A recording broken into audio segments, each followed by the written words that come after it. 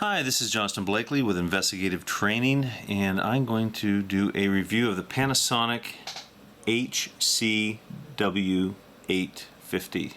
This is a new camera of mine, and I would say it's probably the best surveillance camera that I have owned. And so I'm going to go over feature by feature here and show some demonstrations and do a little comparison with the Panasonic V720, which is my old camera, and I am using that to film this review. The Panasonic 850 has the typical automatic lens cap, which is very nice. You don't have to be messing with a cap that you'll eventually lose. This is built in. This camera has Wi-Fi, and it also has near field tethering with Wi-Fi, which allows you to use your cell phone to watch the video just like 720, only much better, much faster to turn on.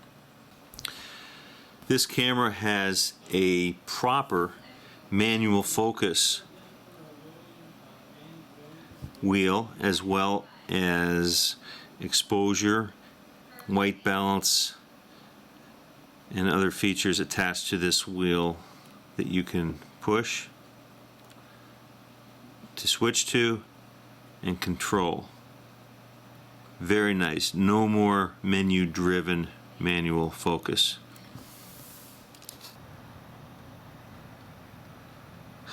Alright, first you have to be in manual mode, MNL.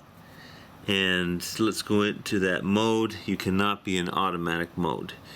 This is the push button wheel, so you just push it once and rotate downwards, push it once and rotate downwards. And the first one is focus. I usually only use this for focus. As you can see, if you don't do it right away, it goes off. And then rotate the wheel down and then press it again and kick it over to the right, which is MF, manual focus. Now let's just throw the focus way off here. So you can see the door handle is way off. This has a feature that puts a blue line for focus verification around the object that you're filming, the person's face, whatever. So I'm rotating this up and oh, I'm getting the blue right there. I'm getting it actually more to the right, but that's equidistant to the lens, so that's in focus. It's very easy. There's none of this pressing buttons up and down, click click on the screen. I hate that touch button stuff. So that is one of the major features of this camera. Let's go to another. Alright, let's talk about low light situations and the functions we have here. We have two things we can do. One, we can go to a candlelight mode in the scene selection, and see that candle there? And what this does is it puts it into a low light mode when it detects low light. So it's not always in low light, making your film speckly.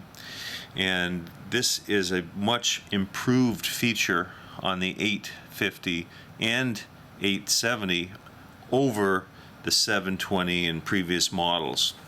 It is exceptionally good in low light. The sensor is way better in this camera. In fact, let's qualify that and say it's a third better in low light than previous models than the 720. And the 720 was better than the 700. So we'll do a comparison in this mode, but I want to show you. Let's go to manual mode, go to the right arrow, see this moon and star. Pressing it once goes into something called night color mode. I rarely would ever use this. I don't like it. It makes everything look very strobish when it's dark. Everything seems to have a streak behind it, and it's very hard to focus. Having said that, that mode is actually considerably better in the 850 over the 720 Panasonic. So here is the night mode, and now infrared mode. You hit it twice for infrared mode. Everything has a green hue to it. And let me just turn the light off here.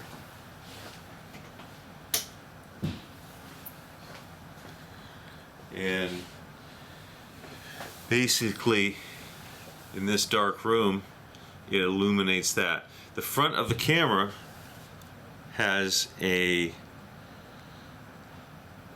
LED on it that is visible for, I would say, about 50 feet, and then after that point it's totally invisible. Alright, another great advantage that the 850 and 750 have over the 700 and the 720 previous models is that it has more telephoto. Despite the camera only having 20x versus the 700 and the 720 having 21x, the camera starts its widest point at 29.5 millimeters. The previous models had its widest point at 28 millimeters. Alright, let's look at the menu for this 850. First, you have the ability to go through this function menu for all the different things you might need. Pre-record, an absolute wonderful thing. It records for 3 seconds before you press the record button, so it's in a 3-second loop. So if your subject is going between the back of a truck and the inside of a bay door, and he's only there briefly but carrying stuff, and you need to get that for, say, an accident claim, you can get that, start recording even though he's already passed by, and it will have gotten 3 seconds back. Of course, you want to have it on a tripod or something aimed right there going, so you don't want it aimed off somewhere and then point it back. Wonderful feature. So let's take that off. Of course, here's your light. We don't use that feature very often. Here is the color night mode, and then again into the infrared night shot mode. Taking the menu to the left again, we have focus, and of course I showed you the wheel already for the focus. The wheel can also be used for white balance, shutter, and iris as well. I only use it for focus. Okay, let's go one more step to the left, and then you have your menu. Now this is your record setup, and your zoom record. I set mine up for 50. You can go 60 and higher, but this is intelligent zoom. It means it redoes the contrast and sharpness to bring everything back together, so it doesn't look like it's fragmenting. So I keep that on 50x. And remember, the 850 has 75 millimeters more telephoto with a 35 millimeter equivalency than does the previous models. So previously on the 700, 720, I would go to 60. No need to. I just stay at 50. Okay, the record format. I record in AVC HD. When I do stuff like I'm filming stuff for videography purposes, then I go to very high-end one here, and that is the 50 megabits per second MPEG-4. But there is no need for that for surveillance, or any of these other ones for surveillance. I just use this for some videography stuff. iframe you'll never use. Let's go back, hitting the loop back thing. Okay, so let's go back into this and set it on the correct AVC HD. Hit it again, and it will pop up the one I use. This gives me 1 hour and 2 minutes. It's called HG. I'm not sure if you can see that, HG. The pH is the highest, HA next one down, HG the one I use and then HE. HE you only use if you want very, very long record times, like if you're filming a clinic in constant roll, then you would use that, but I would not have the camera handheld or anything you want on a tripod. It'll look a little milky. So that's the setting I use.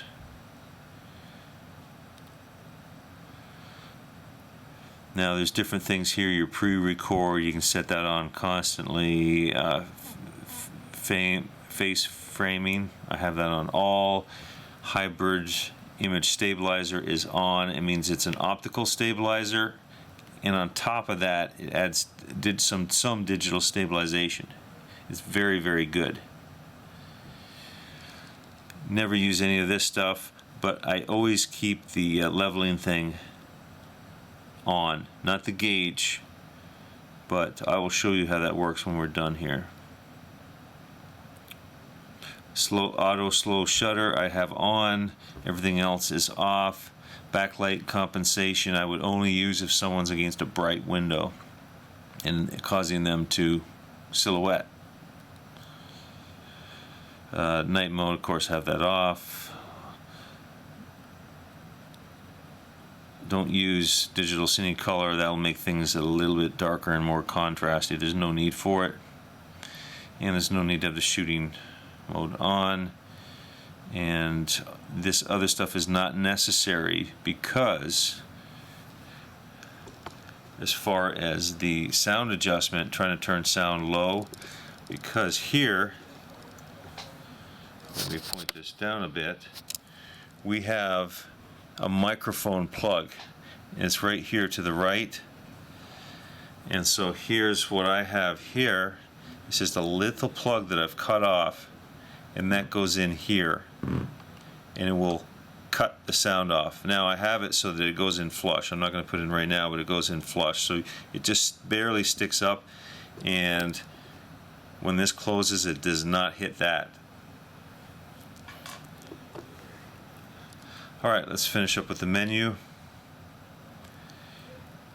Pincher adjustment there, you never need manual focus assist. This is important. On. You want that blue line around everything that's in focus when you're using manual focus, so you don't just trust your own eyes, you see it. So let's go back. This is for your pictures here. You can set it however many megapixels you want for photos. Here's the setup, and alright, here in the setup menu we have display, and I have it set for 5 seconds, as you can see right here. Now the reason I have it set for 5 seconds is because when I do reports and I'm reviewing the footage, the 5 seconds is important, because after 5 seconds some of the functions will turn off, the play, reverse, stop, and the time and date will be exposed. But when you're doing surveillance and you have this on 5 seconds, after 5 seconds a lot of your functions turn off, and I'll show you exactly what I mean here. Let's just exit out of here. Look, all you have is your pause mode and this couple other things right here. Where's all your functions? They're not there. So let's go back here, set this for on, and then we'll go back. Now look at all your functions here. You have your stabilizer on, you have your time remaining, and when you hit record, your battery remaining and the modes you have it on, some other things. That's very important when you're doing surveillance. But let's go back here.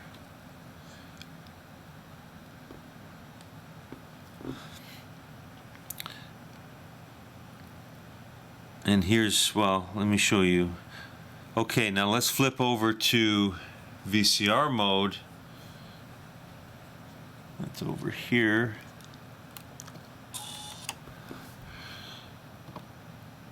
And I'm playing this. Watch what happens.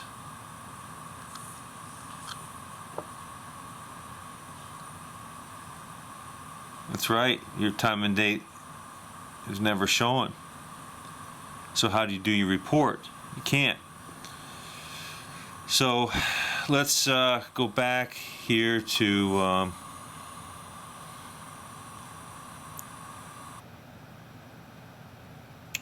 let's stop that, and we can get it to a menu from here as well. Let's go back to the 5 seconds, exit, and we'll hit that clip again and wait 5 seconds. See? Your time and date comes on and that other display stuff goes on. Now if you touch the screen, then it's going to disappear. You do what you have to do with your adjustments and wait, and it comes back on. So you know you can do your report. Alright, let's go back to camera mode.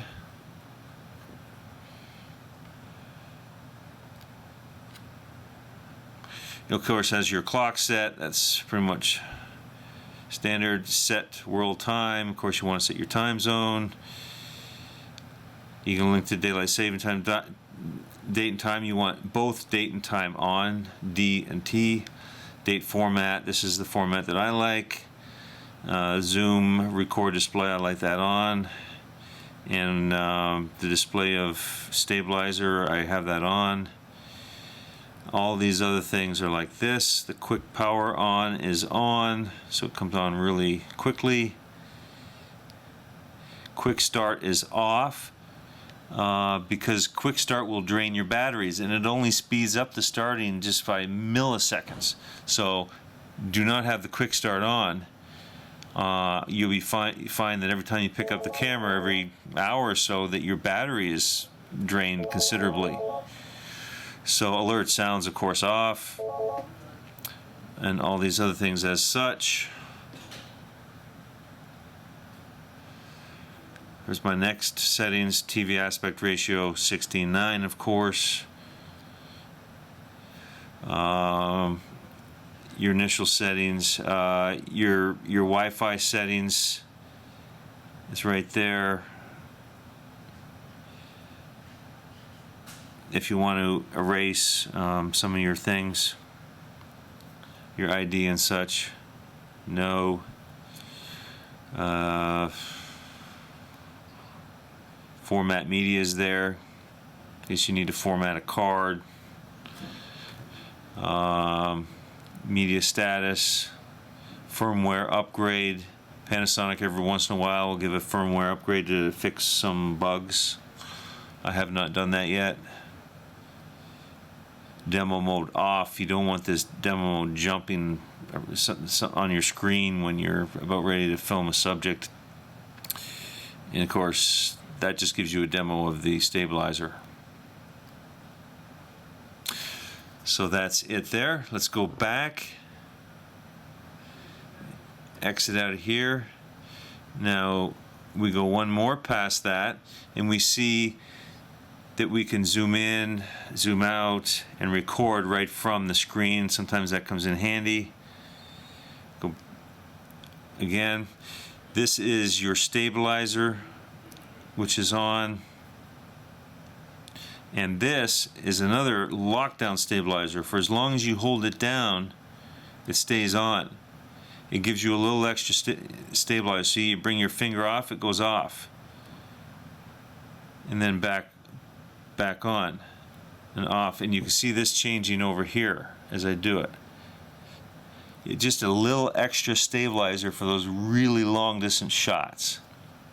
Now you see here, this is a obviously we have the display mode set the way I don't usually set it, but watch this. See, everything stays upright. So you're in your car, you have it on a beanbag and it's off kilter to the left or right, you don't worry about it. This camera will automatically straighten it out, and there's the little icon right there, and it keeps everything upright no matter what your tilt. If your tripod is off a little, there's no need to fidget with it. This makes it very, very fast. Here is the microphone. When you have that pin plugged in that I just showed you, you will not see this. So when you see this, you know your voice is being recorded, and it will not show any of this here when you have it done right. And that fake microphone plug to nowhere, makes the camera thinks that it's going to a microphone, but it doesn't, will cut off the microphone on the top of the camera. Alright, this camera also has a second little fixed lens camera, as you can see here, and as I open it, pops up a picture-in-picture. It's perfect for filming clinics and stuff in time-lapse mode or in regular mode, but time-lapse mode is a great way to utilize this.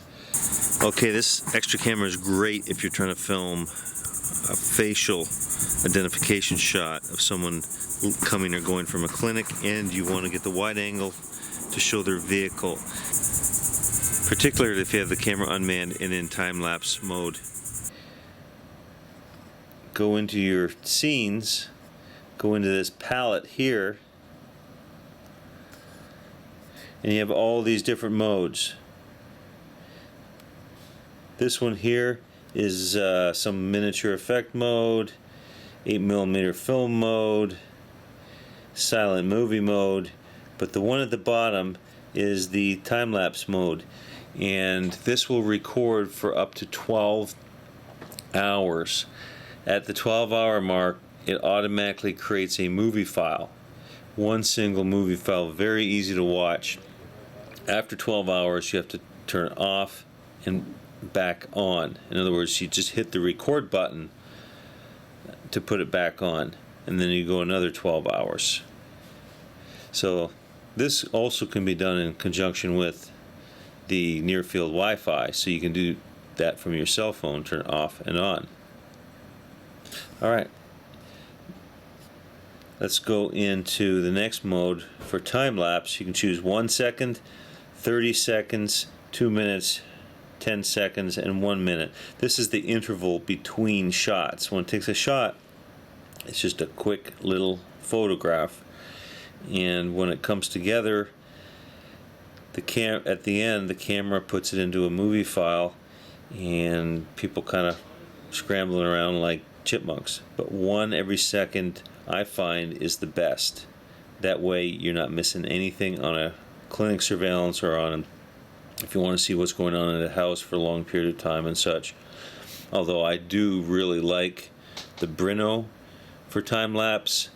The Brino is not as easy to do a long distance away with long lenses. You can, but it's not the quality of long lens that you have in a camcorder. Now, I actually prefer a smaller, cheaper camera like the 550 or the 520 for the time-lapse. It's smaller, uses less battery, and if you leave it in the heat of your car and something happens, you're not out the money that you would be with the 850. But it's a great, great feature.